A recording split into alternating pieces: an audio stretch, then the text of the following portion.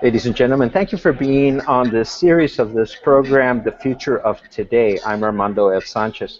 We are going live and we are on the internet, and I want to thank three wonderful individuals who have put up with a lot of little struggles here to put the show together.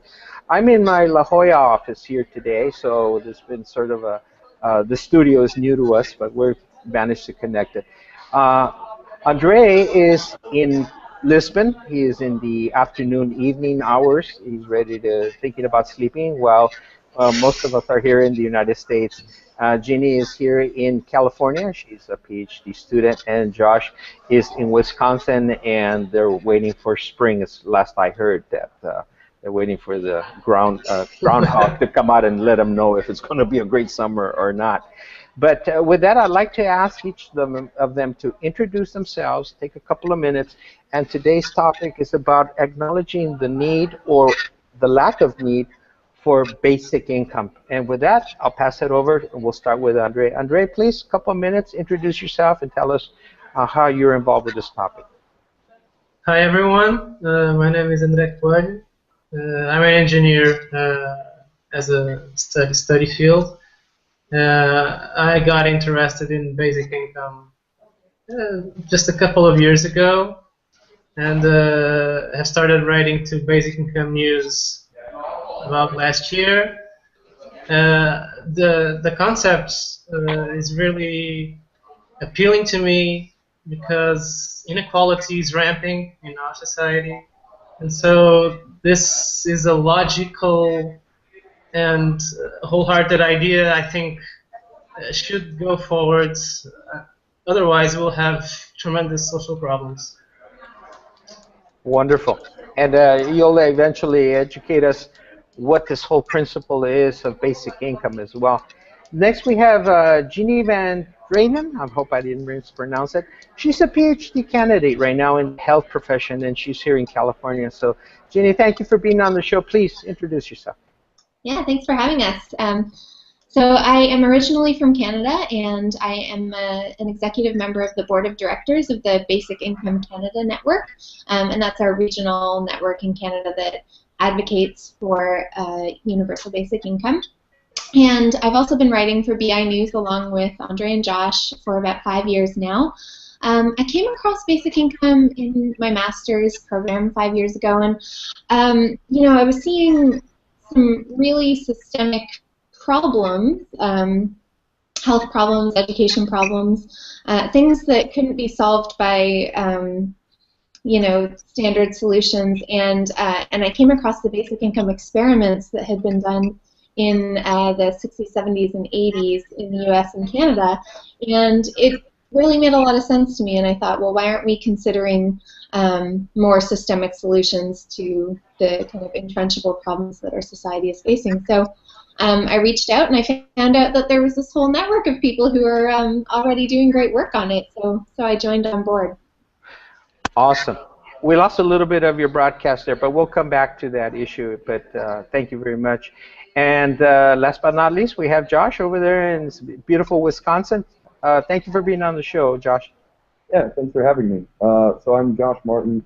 I went to St. Olaf College in Northfield, Minnesota, and in my junior year I actually studied abroad at the London School of Economics, which is where I first heard of this idea. I was in a class on social policy. My professor, in his lecture on Social Security, just kind of mentioned this as an offhand policy that's gaining some momentum. He mentioned the pilots in Namibia and India, and I had just been to Namibia the previous summer, and so I was intrigued and looked into it. And the outcomes from that pilot were so astounding to me that I wanted to just continue to research this idea. And so I went back to St. Olaf. I created an independent study class on it in my undergrad, and that's actually when I reached out to Carl Widerquist, just out of the blue, asking him for some advice and to answer some questions. And he's who got me into the Basic Income News Network. So now I've been a volunteer editor for them for 2 or 3 years now. Really enjoy it. I gave a TED-style talk on this at St. Olaf. And I also last year did my master's at LSE again, where I wrote my dissertation on universal basic income possibly supplanting universal credit in the UK. Okay, well, you're talking about a subject matter that is true to my heart. I'm an economist in background, so I had heard about basic income and universal income. It's sort of, the words are sort of back and forth. But sort of in a nutshell, and again, ladies first. Let's go, Jeannie first. What is a basic income? What is this universal concept? And you sort of touched on the idea, what if we don't have it? So sort of go from there, and then we'll make it a group discussion. Jeannie? So the principle of basic income is that it's a universal amount that's given to everyone regardless of their employment status. And the easiest way to describe it is in principle, because a lot of the models are actually very different. So some people advocate for something called a universal demigrant, which is universal and given to everyone regardless of other income sources that they have coming in. And then there's other models that are more like a negative income tax, which would be adjusted based on other amounts of income that you have coming in. But the principles cross-cutting the models are the same, and that is that you are assured of this amount of money regardless of your participation in the labor market and regardless of things like race and education and some of the other things that determine how much income people in our society get right now. Okay. Or that, Josh? and then Liz can add. Go ahead. Josh? Yeah, I mean, to continue on this topic of kind of explaining what basic income is, it really establishes an income floor for everyone. So you're ensuring that everyone's necessities are met. You're ensuring that no one goes below a certain standard of living. And I think that's a really attractive option. And the first reason why I became so interested in this is because it gets rid of the poverty traps that we currently see with our welfare state at the moment. Because right now, if someone is in poverty and they're receiving some kind of social assistance, if they work more, if they earn more income, then what happens is that their benefit gets pulled and they'll get a little bit less. And so there's a very tangible work disincentive with our current welfare state program, but that doesn't exist under a basic income because all of a sudden you're guaranteed the same amount every single month. You're able to work as much as you want to be able to, increase your economic activity and to be able to earn more income. And that was really the first reason why I really thought that this idea had legs. And then on top of that, I'd also add the different kind of political arguments for it are one of my favorite aspects of this area, because you can really make arguments for this from the right, from the left, from any kind of political ideology. Thank you. Thank you very much, Josh. Andre? Same question. Well, actually, Josh was saying something about the social security systems, and I remembered that in Portugal, as in many other parts of the world, the welfare state and the social security systems are highly conditional. They entrap people in situations that are not sustainable. They get destigmatized. They get to fill in these forms that never end and are so complicated.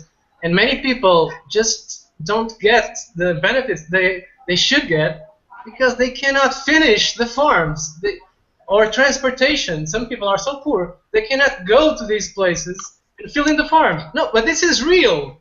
Okay, and even in Portugal, which is apparently part of the developed world, which is something I don't believe in. But anyway, the social security systems are part of the problem. Although the principle they were founded on, I think, is a good one, which is to provide for those who have nothing or next to nothing.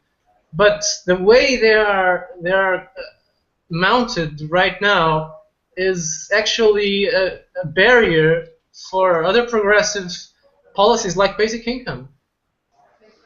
And I think one thing that you touch on, Andre, is that there's a lot of holes in our current social safety net in all of the countries. I'm most familiar with Canada's, but there are so many ways that you can fall through the cracks and so many conditions that you have to meet. And for people who, are outside of one definition of homelessness but are not quite in one definition of employment, they're left with things that don't meet their needs. And what Josh was talking about, having the security of something that you can count on and something that you're assured, regardless of which definition you fall in one month or another, helps people to be able to plan their lives and empowers them to make decisions that are best for them. Okay, here's a question for all three of you, and it's open for conversation. Why, I mean, this idea is not new. It wasn't created yesterday. The three of you have studied it. Why now? Why is this idea of universal or basic income so critical now and into the future? It's open. I'll take a first stab at this. I mean, I think that it's a very interesting time in the world today because we're seeing a lot of technological innovation, and I think we're getting to kind of a waterfall point where we might see a lot of jobs to be automated in the next 20 to 30 years. There was a study out of Oxford in 2013 by Frey and Osborne that really highlighted this, and correct me if I'm wrong, guys, but I think it was around 50% of jobs could be automated by, I think, 2 decades or so. And the White House economic report that came out in February took that further and said that I think it was 83% of all jobs that earn $20 or less per hour are likely to be automated. Now, those are scary numbers, and we just need to be ready for a possible future where people won't have jobs available in the same way that we have them today, or even 10 years ago. I mean, going back to what our current welfare state does, like Andre was saying, they're very conditional. They're saying you need to be looking for work, that your full-time job is looking for a job. But what happens when those jobs just aren't there anymore?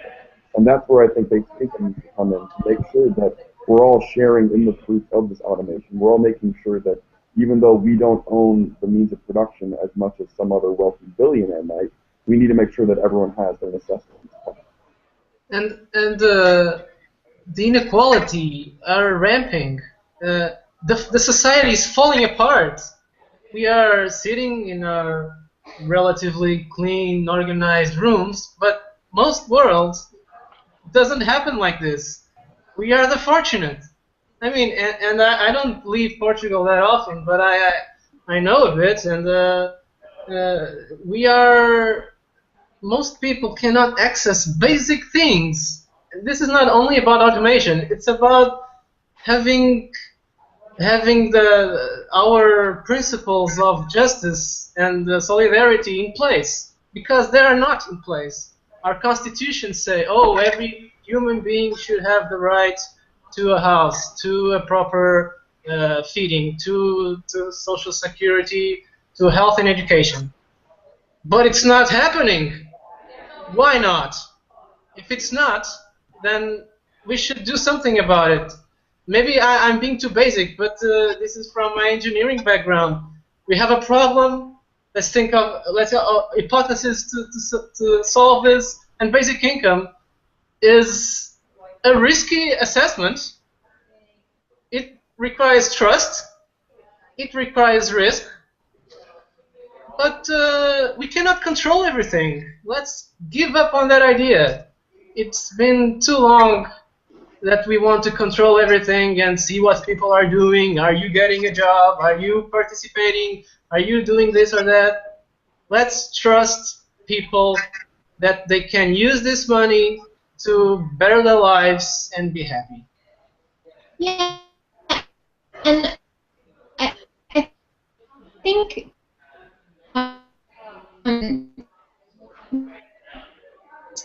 to Josh's earlier point,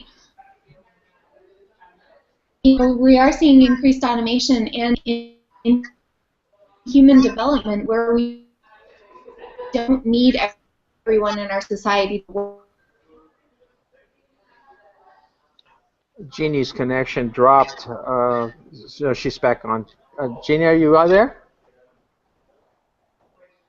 Jenna? I can't hear her. Yeah, I think she dropped out of the line. Her internet connection might be slow. Okay. We'll wait for her to come on board. We'll wait for her to rejoin us on that. But let me ask a question that I think we're all dancing around in that keeps coming into our mind. Let's hypothetically say we ignore the whole idea of universal income. Okay, we just say, okay, it doesn't exist, don't worry about it, let's ignore it, and let's move on. What would happen if we did that? Today, given technology, given where we are in the population on the country, on the planet, what would happen if we did not begin to think about something of this caliber to put in place? Josh? Yeah, Yeah, that's a very interesting question. And obviously it's hard to separate ourselves out from this because we spend so much time thinking about this idea and why we think it might be a good idea for the future. But I guess a world that doesn't have basic income, I mean, like Andre has been pointing out, we're seeing a lot of increased inequality around the world right now. We're seeing, a lot of the means of production being owned by just a few people in the, 1% of the 1%.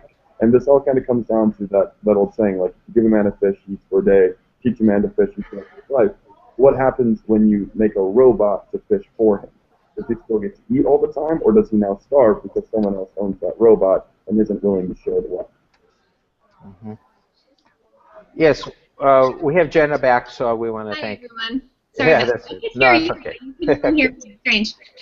Yeah, and I think the other reason why right now is a critical time for basic income is because we're realizing that many of our social problems are very complex and they're not solvable by the traditional ways that we've been doing them. So, Andre's describing this inequality that we're facing and some really entrenched social problems that we're not able to solve. And I think people are increasingly searching for solutions that are actually going to work and that are going to be more comprehensive and more sustainable. I think sustainability is a big part of it. Our environment is changing, and we're looking for new ways to solve problems that we're really not very good at tackling. Okay, Andre? Yeah, the other day I remember that, well, we have other challenges like climate change, for instance. And I thought, who is going to solve the climate change problem? Is it the rich?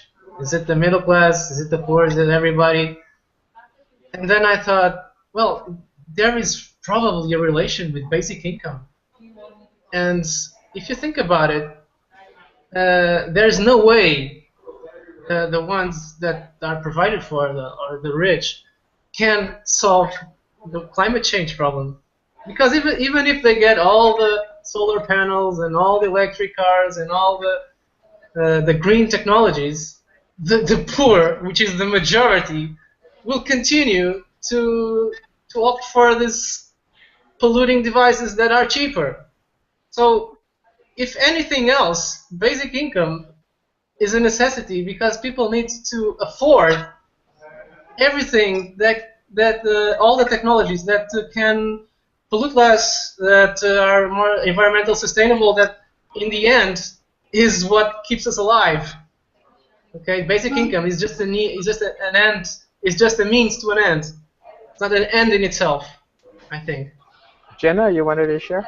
Yeah, there's a big portion of the basic income movement that is very intertwined with climate change, and people talk about a carbon dividend as one type of basic income or something that looks like a basic income. I think, Andre, when you're talking about the rich being the ones to solve climate change, I agree that that's probably not going to happen, but I also think we need to reframe who is rich and who is exploiting the environment, because really we have corporations that are exploiting most of our resources, and on an individual level each of us is contributing to that, but really the rich and the poor environmentally, I think, are corporations and individuals.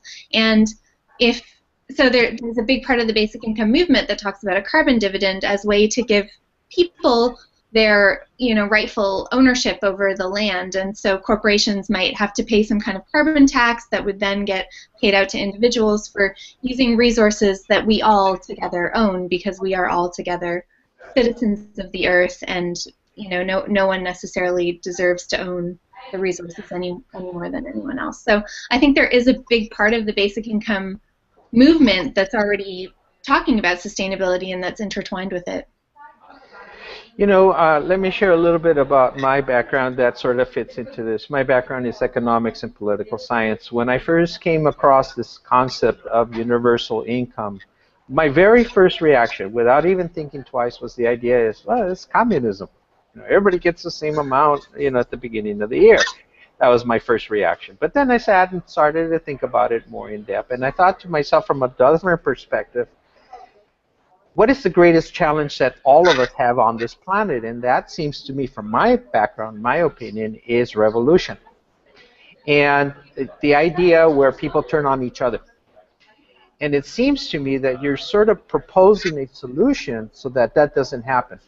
That we don't have to go into battle over the basic resources of water, food, air, clean air, etc. It seems to me that what I like about this whole concept is the idea that everyone has that base platform. They can't go underneath it. And more importantly, in my perspective, is the idea of what Henry Ford said in 1920s. If a lot of people are unemployed and they don't have money, who's going to buy the stuff? They got nothing to buy with. And then what are people going to get that income? And I think you guys are addressing that. Would anybody like to take on that issue? Well, that's why some of CEOs that go around have been talking about it. There have been a couple, or no, more than a couple CEOs, big ones, like Deutschland Telekom, I think, that came forth and defended basic income. Well, out of the blue. I have some doubts that he believes like us in basic income, but still, he does that, I think, because he feels they are running out of clients, or they will in the future. Mm-hmm. So we need the clients, or the population potential clients, to get enough money to buy this, in this case, communications. But it's extendable to other sectors. Of course, if people cannot buy these things, there's no motive to produce them, and so the corporations who are making them cannot profit from them. But still, that may not tell the whole story, because they are still controlling the means of production, and that brings us to communism, which I don't think this conversation is about communism in the traditional sense. No. Because this is not a political overcome revolution. Like basic income is going to conquer capitalism.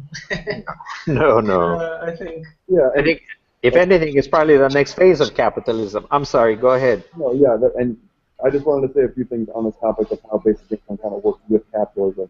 The Belgian philosopher Philippe Van Parijs claims that basic income can justify capitalism. It's the one way to make sure that everyone that is losing out in capitalism, if they're losing jobs, if they're falling through the cracks, this is a way to ensure that it's okay to have capitalism because everyone has at least a bottom level within it. Now, on top of that, when you're looking at a basic income and you're looking at capitalism, I think one of the best things about basic income is it really promotes risk-taking and it promotes entrepreneurialism. In the Namibian pilot project, they saw income generated by self-employment raised by 300%. You have all these people now, when they get this one amount every month, they know, okay, I can sock away this much in savings, I can buy my kids shoes for school, I can go to the doctor if I need, and yet they also have the capital to get together and start their own business. I think it was in the Indian pilot project where they had a village that had a pond that had had no fish in it for decades. And yet they had 24, maybe 30 people come together, pool 1 month's worth of their basic income, and they bought fish to restock the pond, and now that town has a thriving fishing economy. It's just trusting individuals to know what's best for themselves, know what's best for their town, and to know what niches in their area they can exploit to, start their own business and to earn money on the side to improve their standard of living even further than the Wonderful.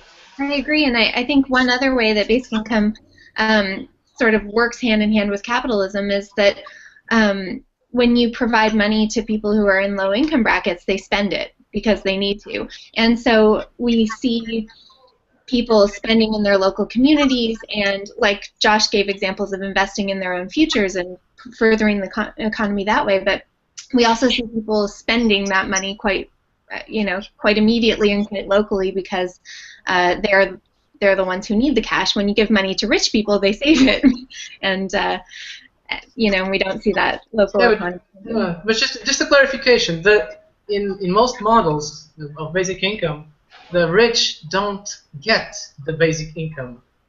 They finance the basic income. This would be a redistribution policy for financing basic income. Before tax, you tell everyone will receive this amount, and after tax, the rich will get less than the basic income, which means they will finance all the others who need to get to the minimum level. So that's redistribution. That reduces inequality, and so that means that, well, it's not everybody getting the basic income. That happens on principle. But when you do the math, applying tax, the rich are actually financing basic income. And I agree with that, because there's too much inequality. Wealth is completely wrong distributed. And so I think that would be the right way to implement a basic income in a society that's extremely unequal. Yeah, Andre, you're definitely right. It is a redistributive policy, and we haven't really talked about how to fund a basic income yet. And that's, I mean, if you're new to the idea, I'm sure you've been thinking in your mind this whole time, how do you afford to pay everyone with basic income? But to push that even further down the line, and to talk about the wealthy receiving basic income, I think it's very important that they do receive it, even if they are net funders for the basic income. I think if you have a universal policy and literally everyone receives this from the government, if it's a bank transfer or something, I think that holds a lot of value, because all of a sudden wealthy people aren't going to be as willing to gut this program, because even though they're net, they're paying more than they're getting, they are still receiving something. It's kind of like the NHS in England or other great universal services. Wealthy people will end up paying for most of it, but they won't be as willing to cut it because they're still using it, if that makes sense. Okay, we're getting close. Go ahead.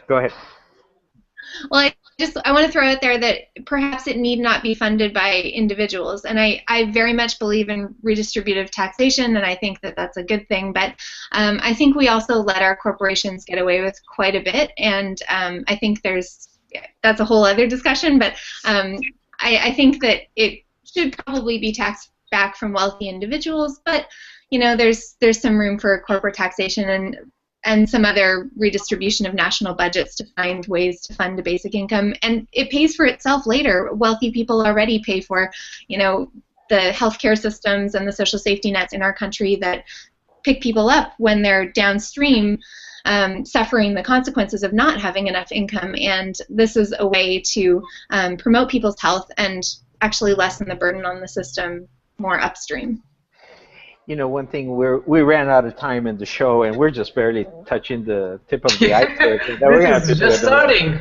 This is just starting. We're going to have to go to phase 2 and phase 3, phase 4. But I am going to leave our viewers with one idea. And this is the part that's really surprising to me. This is not a policy of government. This is actually being put forth by the Silicon Valley people. They're the ones that are saying that we've got to look at this idea more closely. It isn't like, let's change the government, let's new policy, legislation. It's not that. The people that are putting people out of work are the ones that are saying, we're going to put you out of work, but look, we've got a sort of a safety net we need to discuss, whether it be your wonderful idea or another one, but people are going to be unemployed on a large scale. With that, I'd like to give each one of you a couple of minutes to make closing statements. And again, we're just beginning to talk the topic. But again, ladies first. Jenna. Oh, sure. Well, yeah, I thank all of your listeners very much for listening and for coming on this journey with us. And I always like to leave people with, more questions than answers. I think that this is a difficult thing to tackle, and I think that democracy is best done in dialogue. So I would encourage all of your listeners to wrestle with it a little bit, to ask questions, to read articles, to talk about it over coffee with your friends. And I mean, I think we all need to work on this and to come up with a policy that's going to work in each of our political contexts effectively. So, and question your local authorities too, and get the ball rolling on the discussion, because we have a lot of work to do in figuring out together how to make this happen. Excellent. Josh? Yeah, again, thanks for having us on, and thank you to all the listeners and viewers who are listening or watching this later on. One kind of last area that we didn't really get to talk about much was the political acceptability of basic income. This is one of my favorite areas, because this is a policy that is inherently kind of socialist, but also libertarian. You have economists like Milton Friedman and F.A. Hayek supporting this, as well as people like Martin Luther King Jr. and Thomas Paine. You've got people all across the ideological spectrum who think this is a good idea. Now, if that, I mean, that screams bipartisanship to me. I really hope that at some point this becomes law somewhere, because the whole world will be watching whoever takes that brave first step, because I really think this is the way forward. And for people who are wondering where the next kind of pilots are coming from, we're seeing a lot of good developments out of Finland, out of Ontario, out of the Netherlands. New Zealand might be looking at it. And like you said with the Silicon Valley people, Y Combinator has decided to fund a basic income project in America as well. And so once we get more data from these pilots, once we see how this works in a more, westernized country, I really think that some country's going to finally pull and go for this idea, maybe in the next 10, 15 years. Thank you very much. Andre? Well, thanks, Armando, for this great initiative, and maybe some other opportunities later if you can count on us, I think. I would just say a couple of things about the previous interventions. One of them is that corporations should pay blah, blah, blah. Actually, one of my colleagues explained to me that all these corporation profits and land incomes from wealthy corporations, they actually end up as income. He does fiscal work for the government, so all that income. I also thought like you, but he explained to us that all of this wealth ends up as income. So if you tax income, you will include all these other forms of wealth in the taxation for financing basic income. So targeting income of individuals, because they eventually give bonuses to each other and the private jet and all that. That all comes from income. So if we tax income, then we should be okay financing the basic income. And another thing that we didn't say is the rich also benefit. The rich benefit from the basic income. How? Because health will be better overall, because education will be better overall in society.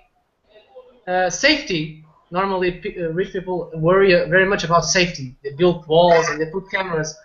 But safety is probably going to get better, because poor people will not be so poor. They will not have these basic needs unmet, so they will not be so unrest, social problems related to poverty, which are the majority. And so they will benefit from less social struggle. This is indirect benefits, but not less important, I think. And just to end up on that note, and thanks again for this wonderful conversation. Well, I thank you, all three of you, for taking your time. And does somebody have contact information where our viewers can find more information and investigate more, please? Jenna, you can give Armando our contacts? Yeah?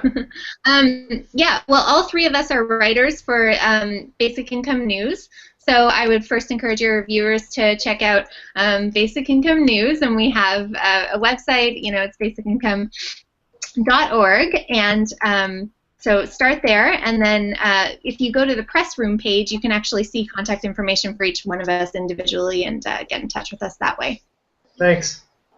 Okay, so I'm gonna take Jenna's comment. Okay, where do we need to talk about next time? Well, so I think it's interesting, and this has been like a beautiful thing for me. The last 3 interviews I've done, we haven't talked about work disincentive at all. Yeah. And it's wonderful that people are not obsessed with this issue that people are going to stop working if you give them money. And I like that, because I think we know that that's empirically not true, not the way that we think of it anyway. And so I think for me, the next phase of the discussion needs to be around how do we reframe work? How do we create a society where volunteerism is rewarded, where we consider the work of raising our children to be important and valuable paid work. So I'd like to see more discussion around what does mechanization of labor look like, and how does the basic income actually support a society where work is a more inclusive concept. Well, you have my full attention. I'm looking forward to doing that program next. But thank you very much for bringing all of us who are viewing this program with you. It will be on demand as well. And please, for those of you that are watching this program, at any age, get involved with the topic. It's got a lot of unique ideas, but one that invites us to think, to see the world in a whole new way, because we are entering further into the 21st century. And it is a new world, and the old rules don't apply anymore. And I think that all three of you highlighted that. So again, Josh, Jenna, and Andre, thank you very much for being on the show. I look forward to having you back. Okay. Please, Thanks. let's continue the dialogue here and others as well. Thank you very much. Bye. Thank you. Ladies and gentlemen, I've been Armando F. Sanchez. You can contact me at lsacnational@hotmail.com, and please visit that site where you're going to learn more about this interesting information, and you will see about it more and more in media and in television. And one more time, please, Jenna, could you give us that link again? Sure, yeah. So www.basicincome.org, and you'll find the BI News page. And we are all on the Press Root website. Awesome. Ladies and gentlemen, take them on their offer. These people are very genuine, very committed, very insightful, and I can't thank them for teaching me as much as they have, and we're just barely starting the ball rolling. Thank you very much. Adios, everyone. Bye. Thank you. Okay. Bye. Thanks. Adios.